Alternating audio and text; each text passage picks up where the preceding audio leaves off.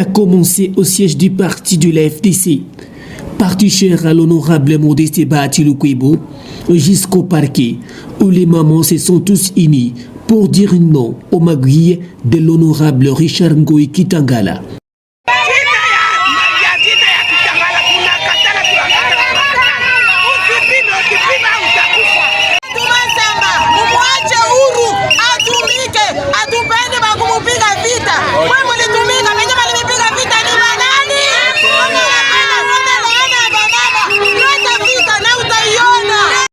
Une requête en invalidation des candidatures de Julien Ngongo Mayuma et de Massambawa Massamba Ferdinand, respectivement candidat gouverneur et vice-gouverneur sur la liste de l'UIDPS, vient d'être introduite à la cour d'appel de Tanganyika.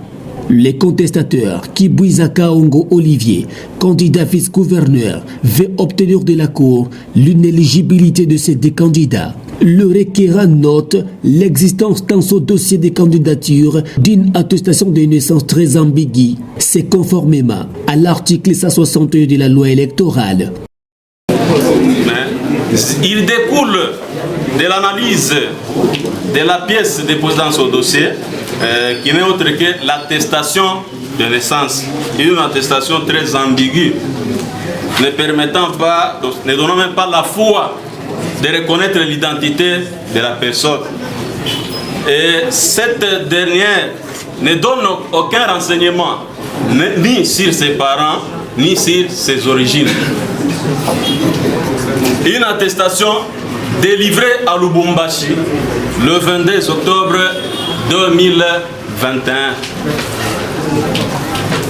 Un document obtenu en violation de l'article 18 de la loi électorale, point 8.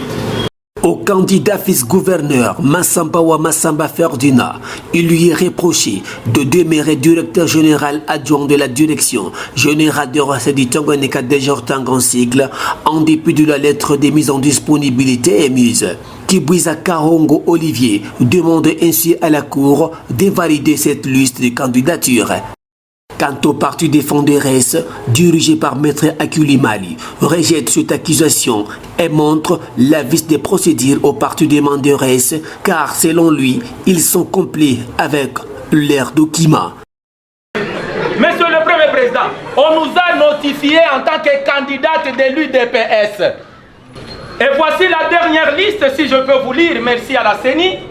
UDPS Tshisekedi, Ngungwa Mwayuma Julie, femme née à Likasi le 27/9/1973, bientôt l'anniversaire.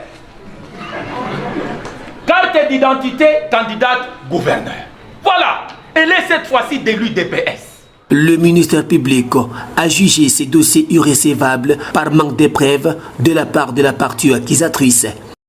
Première défenderesse d'avoir déposé au dossier une attestation de naissance très ambiguë. Qu'est-ce qui est ambigu dans l'attestation?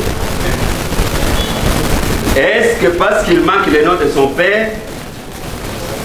Est-ce que parce qu'il manque le nom de sa mère que la pièce devient ambiguë? Monsieur le Premier Président, nous estimons que non. L'attestation signée par l'autorité compétente reste valable. S'il y a des éléments à compléter, on va retrouver ces éléments dans d'autres pièces, notamment la carte d'identité de la personne qui est bien sûr dans le dossier. Il n'a pas apporté la preuve pour démontrer qu'il y a ambiguïté.